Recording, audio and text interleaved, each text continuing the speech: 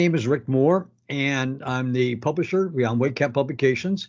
And I'm interviewing today Joel Roosa to get further into his new book, All Worlds Awakening, which is very, very interesting, I must say, right? Joel, how are you doing today?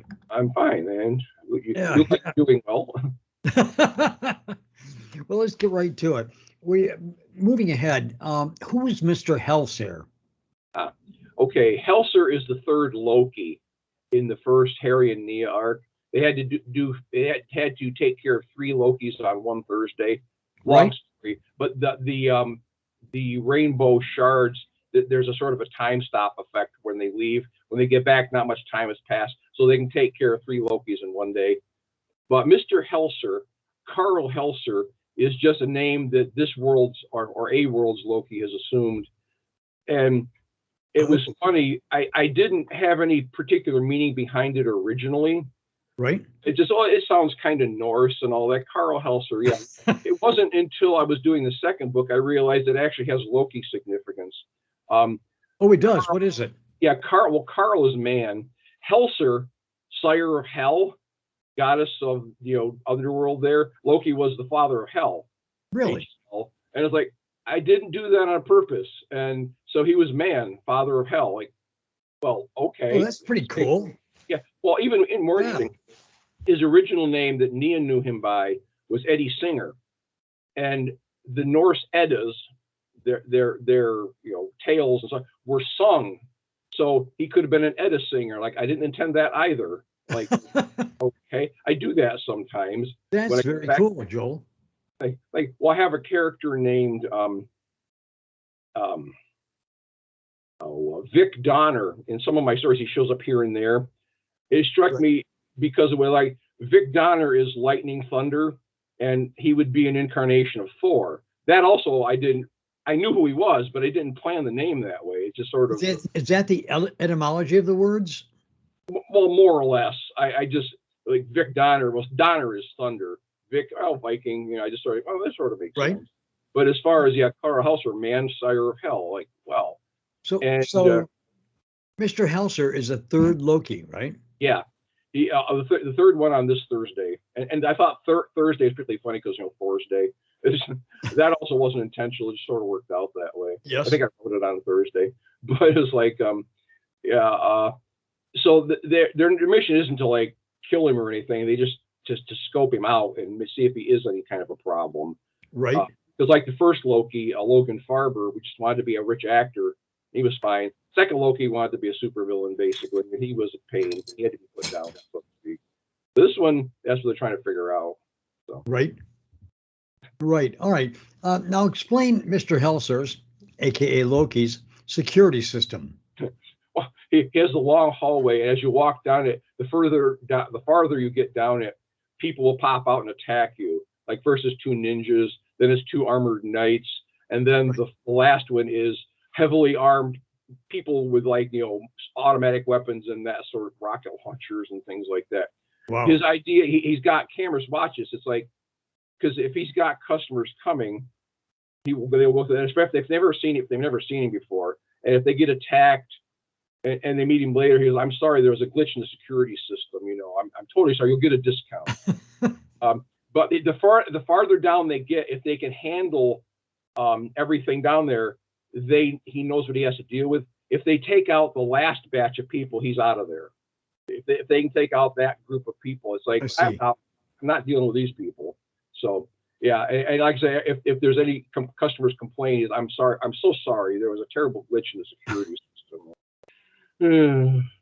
What purpose do you have for the third? What raison d'etre do you have the third Loki? Well, he is, apart from filling space in the story, he is there because it starts to reveal some of Nia's backstory. It turns out this Loki. That's the plot device, right? Right. That's the thing. She used to hang with him when she was younger. That's when he was known as Eddie Singer. Right. And she recognizes him from his voice when they go into, because he has his back to him, a nice big high back throne-like office chair. Right. And she recognizes his voice. And then from there on, it's like, "Oh, how you doing, girl?" It's like, "Oh, it's been so long," that kind of stuff. And then it's like, in the meanwhile, she's wearing the eye of overview around her neck, the necklace, and so that they can check out some of his. It basically absorbs people's backstory, kind of, so you can see what they've done. Not everything, of course, but so you can judge whether the character is, evil, or something that should be dealt with or not. It's hard to hide from it. Is that one of the powers of Harry's ring, or does he replay? Yeah, the ring lets him replay the scene, so he can. Right. And it occurs to me that it's like the Star Trek episode "Sitting on the Edge of Forever." If you ever saw that, when they got thrown back to the 20th century, Spock had to find a way to slow down the recording on his tricorder so they could see what happened to the alternate history in the world. Harry can only view just so much, without trying to go through a person's entire life. It take forever. So they just try to pick the highlights and stuff like that. Right. So it's possible to skate by, I suppose, but if you're really subtle. Well, that's what he uses to tell the difference between good and evil. Basically, it's like people, by their actions, basically. Right. You can't really read their personality. And by what they say, right? Right. That kind of thing there. Doesn't have a mechanism to tell if they're saying the truth or not? No, that it doesn't have. So Harry has to use his best judgment on that sort of thing. Okay. But with someone like Loki, they already later on, they basically pegged him. He may not be that good of a person, but he's not that bad of a person either. It's not like he's threatening the world he's in. So he's just a businessman. So they let him slide. Basically, yeah. It's like, and they act like they're there because, not that they were investigating him in the first place, because they don't want him to know that they know who he is. But they are there for, hard to get items, supposedly, because he's one of these procurers that can get anything for anybody from anywhere. That's yes. Stick. And so they have to have some reasonable thing to get there, and they don't care whether we can actually get anything on the list. That's their cover story, in other words, right? Their cover story. Yeah, right. They just want these things. Okay. And it's like that way. Yeah, it's a reason for being there, and he can turn. Of course, he's too egotistical to turn them down in the first place. I think the list, among most of the list, is irrelevant to the story, but at one point they mention basilisk gallbladders for no particular, really? and zombie testicles. 100-year-old zombie testicles, not for any particular reason. It's just to have really hard to get things on the list. So, it's like, I imagine so, right? Yeah, exactly. So, I mean, you'd think after 100 years all that would decay, but I mean, zombies. I don't even know if zombies can last for 100 years. I mean, it's not particularly relevant to the story, I suppose, but or maybe they made them zombies after 100 years. I don't know. All right. Why didn't the full stars tell Nia about who Mr. Helser really was, or the third Loki? Yeah. Well, there's possibly a few reasons for that. One, they may not have known. That's probably not true. Third, they didn't want to give them any preconceptions, as how to deal with the situation. Right. And third, they may have wanted to mess with them just to see what the reaction was. At one point, Harry goes, "Yeah, sometimes they'll just mess with you, but they won't harm you or cause you to be harmed, but they just want to see how you handle things." And it's not like mom saying, "Okay, you got to do this, you got to do this." It's that they give you a thing, they tell you almost enough information, and send you on your mission, and see how you handle things. Right. Yeah, that's kind of how they are for some reason. Probably because it gives me a laugh. Now, what is the significance? Well, first, tell us about Indra Valdurian. Yes. Okay. Indra Valdurian's the big boss, and the being named Indra has no particular significance. He's not an Indian god or something like that. Right. There's actually a few Valdurians that have names from like Hindu mythos and that kind of stuff, just because I liked it. And actually, there is another reason that doesn't show up till later, but Indra is actually an anagram of Darren. He has Irish he has Irish ancestry. Long story there. And in one of the languages they use, Dar means champion. So Daryan, was but they just anagrammatized it to Indra because they do things like that. It's like, and maybe he heard the name Indra, say, "Oh, I like that name. I'll just call myself Indra." That's about all the reason they need for a lot of things most of the time. All right. What is the significance of the various numbers 328, 329, 1006? What purpose do they serve? Uh, the Valdurian, right? Just Well, this is when Indra is waiting to see the oracles. This is just their way of messing with him. It struck me as being a little bit. If you ever saw the movie Beetlejuice, at the end he's in the waiting room and he's got a really high number, and the guy next to him has a really low number, and he switches it. Well, it's just that they give him like your number X, and there's only one person. I'm the only person here. Only procedure. So he dozes off, and then it's up to 1,000, whatever. It's like it's just their way of having a laugh at him. He knows. Okay. Yeah. Now I see. Right. Yeah. All right. Who is the Red Ranger, and what purpose does she serve in the story? Okay, that's a little joke on Indra's part. Are color coded basically. Gid wears red, and she's the card reader. That's her methods of foretelling the future. So he just calls her Red Ranger because they're familiar with pop culture from all over the multiverse, and so he's at least heard of the Power Rangers, and so it's like Red Ranger. And then it's just again his little joke. In fact, Gid calls the Delu, the Black Oracle, Ranger Black, just to show she gets it, Right. Yeah. Well, who is she really? Who is she really? Well, she is all the oracles are Valdurians, and it's strongly hinted at some point or another that they're actually one person. At one point, they are introduced as the 8 who are one. So maybe they're not technically the same person, but they're connected in some way. And it's not gone into, but not in this book really. But that's a fascinating concept. The 8 who are one. Yeah, my thought was always that they are 8. They're either started as one person, or they're 8 people that became connected on some level. So, yeah. Okay. So, and they all have different versions of telling the future. She uses cards. Some use dice. Is that her function to tell the future? That's what they do. They am oracles. They let the Valdurians know what's going on so they can be there before stuff happens. They don't know everything, of course, but they know just enough to, get ready. And then the blue one, Ellen, is telling Indra to wait because the time isn't right. She's a hydromancer, and the water tells her the time is now, and that which leads into the next set of stories with Håkon.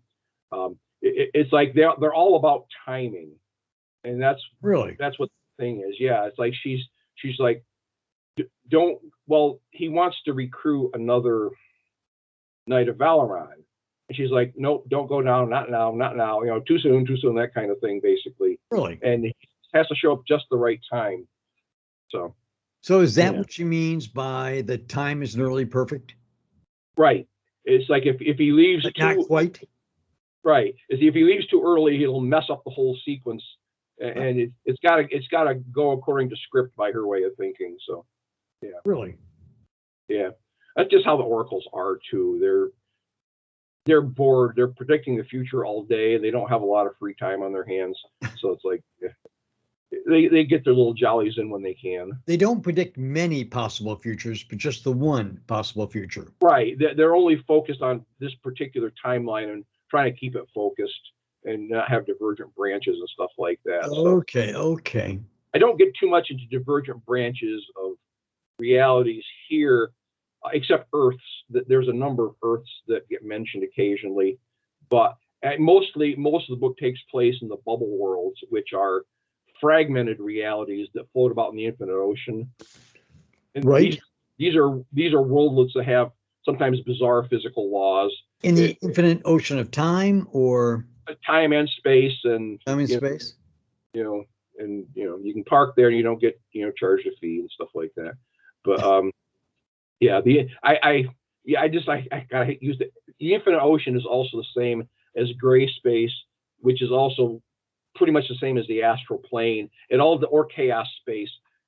It depends on how you perceive it. Like most It's people, plastic, in other words, right? right? If you're traveling on a ship, you're perceiving as infinite ocean. If you're just popping from world to world, it's gray space. If you see all kinds of bizarre planetary events and strange aerial phenomena, it's probably chaos space. And it can vary. All the people in the same boat usually see it the same way, but it varies from story to story how they get there. Right. Now, who or what are the Renini? Okay, Raylani is Raylani Valdurian. Renani, pardon me. Yeah, that's Indra's wife. Those two are the head Valdurians basically, and She's Indra's wife, right? Indra's wife. Yeah. I'll be darned. Yeah, she shows up in the second set of stories there after Harry and Nia. Yep. Okay. She's as much in charge as he is. Sometimes I wonder if any of them are really in charge, but they just do what the oracles tell them to do in a lot of cases, which I think shapes Indra sometimes, so he doesn't feel like he's in charge of anything. He just says, "Hey, you go here and you go there." Yeah. Well, can you explain give us an introduction to your second set of stories, the part 2? Okay. In where we introduce Hokan. Yep. Yeah. That's the thing with the oracles here basically sets up Indra to go into the next set of stories where Hokan is a 90-plus-year-old Viking on his deathbed. And that's when Indra shows up because the guy's about to die. He has no future on this world. And Indra's like, look, we can give you an out here. It's like, what, dying's not an out? It's like they can give him a new lease on life and a new body. All he has to do is work for them, not slave labor, but it's like they can't interfere a lot in worlds not their own. So this is a regular Earth set in Norway, in the time of the Vikings. And I don't use time travel so much, but there are so many worlds in different stages of development. You can walk from one to the next in a way, and you can be from 2020 Earth to 1889 Victorian England, or 1400s Norway or something like that. Let me understand that. Are they on the same Earth in different time zones? No, different Earths. Different Earths. Yeah, just that either they progress at different time rates, or that's just how that Earth has developed to that point. And so it's like you can achieve the same effect of time travel because you're going to Victorian England, right? But you're not actually going back.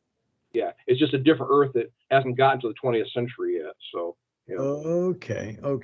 And sometimes time does progress faster. There's one or two later they'll go back to world, and it's been a couple of years and it hasn't been that long for them. So. Is it just that time passes differently in those alternate dimensions? In some cases, or it's just like I say, those dimensions haven't caught up. They're maybe out of sequence or something like that with the multiverse in general. Yeah, right. If that helps any. Yeah. Yeah, it does. It does, okay. Remarkably so, right? Okay. Yeah. All right. Now that ends today's interview, Joel. In the next interview, we're going to go into your second story. That'd be just as fascinating as the first one was, right? Well, I hope so. Yes. I had fun with this one. Yeah, I know. I mean, honestly, do you have a Facebook page that they can reach you at? I do have a Facebook page. I'm trying to. Right. It's just I can never remember. I think it's just Joel Roosa.